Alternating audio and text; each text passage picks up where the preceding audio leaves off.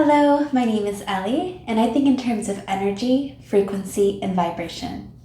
If you're a single mom, how do you become an energetic match to a good man, to a good relationship? If you're a single mom, you are most likely well aware of what society has to say about you as a single mom and your worth.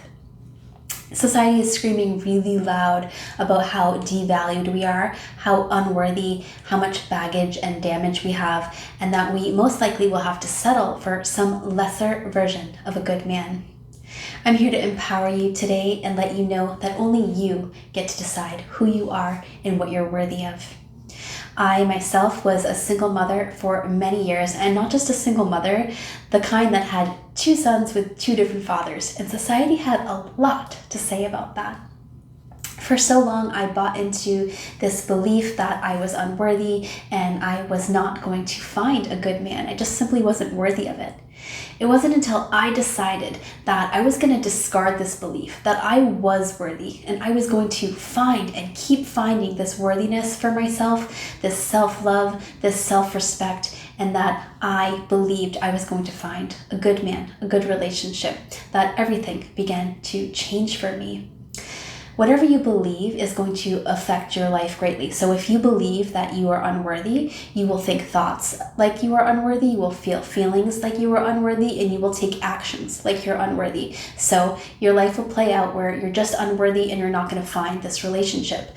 But it's amazing and it's powerful when you know that you can choose to discard this belief and to change your belief and to understand that you are worthy of all of the things that you want. I'm going to help you right now and let you know how we can transition from this place of unworthiness to a place of worthiness, to become an energetic match to this good man, this good relationship that we want. The first thing that we have to do is cultivate self-worth and self-love and self-respect for ourselves. So learn how to change beliefs. Dr. Joe Dispenza has a lot to say about that, many books about that. Teal Swan has a video about how to change beliefs, but you can change your beliefs and you can cultivate worthiness and self-love. How you do that is just like you would cultivate love in any other relationship with any other person. You're going to spend time with yourself. You're going to listen to yourself. You're going to be loving to yourself. Do loving acts. Say loving words. You're going to fill your own cup. For years before I met my partner, I took myself out on dates every week. I took myself to the movies. I took myself to dinner. I sat in front of the mirror and told myself I was pretty. I met my own needs. I poured my love into myself. At the same time, I was healing old wounds. I was recognizing old relationship patterns. Many of us, this is so common, you might be able to recognize a pattern in the men you choose where you're picking the same type of man over and over again. You're receiving the same type of treatment, the same outcome. It's like the same person in a different body with a different name. And once you recognize these patterns, you have the ability to break it. So I really recommend before you start dating to do all this work on yourself, because if you do not have self-worth for yourself and self-love, you're going to be an energetic match to someone who also does not see your worth and also does not see their own self-worth. So you're going to have two people that are vibrationally aligned because they don't feel worthy, and that is not going to play out well. So taking time to really care for yourself, get to know yourself. What do you want out of a relationship? What are you willing to bring? What are you absolutely not going to accept? What are your deal breakers? And what are the things that you absolutely need to have? You really need to have a really clear idea about all of these things before you start dating. Once you do that and you get to the dating part, you need to have really strong boundaries. You do not accept treatment A, B, C, whatever, and you watch for it. If any man ever makes you feel like you deserve poor treatment because you're a single mom or that you're unworthy, he's not for you. He's not the man for you. If you truly see your own worth and you love yourself, then there is a man out there that is going to see your worth and love you. But you have to just discard and keep, combing through until you get there. And the more that we accept this poor treatment, A lot of times just because we're used to it. I know when I first started out my relationships that I just was treated poorly, and I kind of thought that was normal.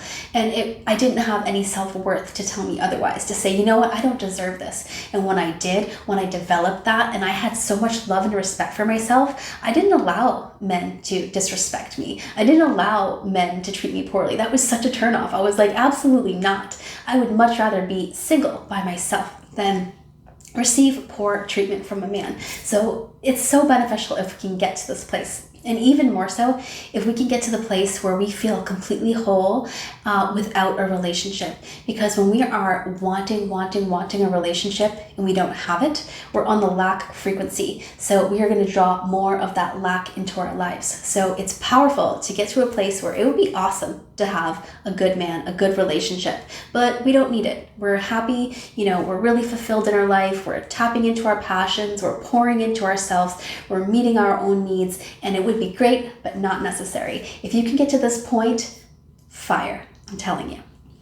So another thing we want to be really aware of as single moms, we do have kids, and that is more complicated. I do not believe at all that it devalues you, but it complicates things. So let's not make it any more complicated than it has to be. This means having, to the best of your ability, a really good relationship with your son's fathers. So this means being loving all of the time, not talking about your son's fathers in front of your kids, to your girlfriends, really just picking your battles and really creating a peaceful relationship. This is going to be peace for you, for your children, for your new partner. Really, let's respect and love our son's fathers, even when it's super hard to do so. So we get to decide who we are and what we're worthy of. Aaron Doughty says that you don't always get what you want, but you always get a reflection of who you are being. So be the partner that you would choose. Be the partner that you would want. Be loving to yourself. You are going to get an exact reflection of whatever's going on internally inside of you. So if you loathe and hate yourself and you're not loving, you're just going to draw in more things and people and experiences that match that. So be really aware that what we believe and what we think and how we feel, this is all constantly drawing in experiences and people and opportunities into our lives. And we have a lot of control over that because we can redirect our thoughts. If we don't feel like we're worthy and we keep having that inner voice in our head that says, I'm not worthy, then just simply correct it. Say, oh, no, actually I'm worthy. And the repetition is really, really going to be key. Before I would go to bed and when I would wake up, I would say affirmations. I am happy. I am loved. I am lovable. I am worthy. And I would do this before I went to bed and when I woke up. And this repetition of thoughts and this redirection will cause a change in your beliefs and the way that you think. So you are worthy. You are worthy of a loving relationship. I hope that you discard this belief that society wants to project onto you that you are anything but worthy. I wish you so much luck on your journey, and if you like this video, please like and subscribe, and I would love to connect with you soon. Thank you.